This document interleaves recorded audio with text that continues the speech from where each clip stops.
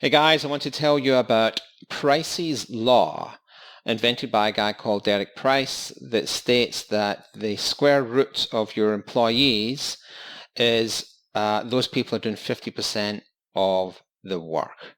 So if you have 10 employees, then 3 of those employees are doing doing 50% of the work, right? And if you have 100 employees, then 10 people are doing 50% of the work.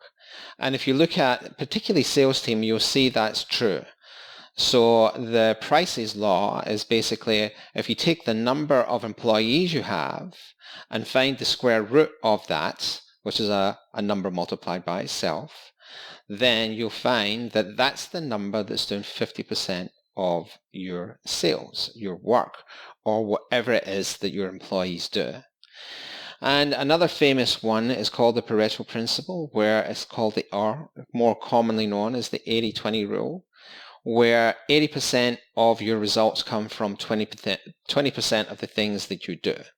I used to own a very large music store, and 80% of our profits came from the top 20 selling songs or albums.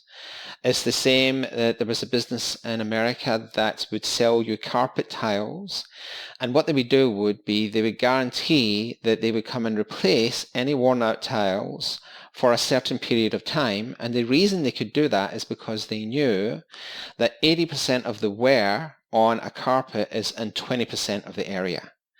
And it works for the same for your clothes. If you think of your clothes, you wear 20% of your clothes 80% of the time, right? So just little things that you can have a look at. I think that the Price's Law is quite interesting, and I heard it mentioned on a talk with Jordan Peterson that brought it back to mind.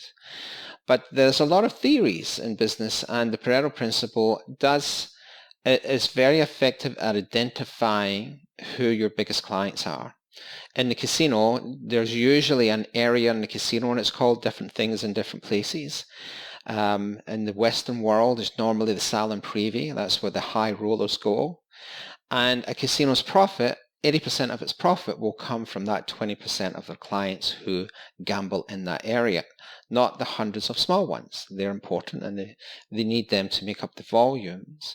But if you had a good look at your stats, you might be surprised by applying those laws. Number one, Price's Law. Who's actually producing the results? The Pareto principle. Who are your customers that are the most valuable to you? If you like these tips, don't forget to subscribe and leave me some feedback. Thanks for listening.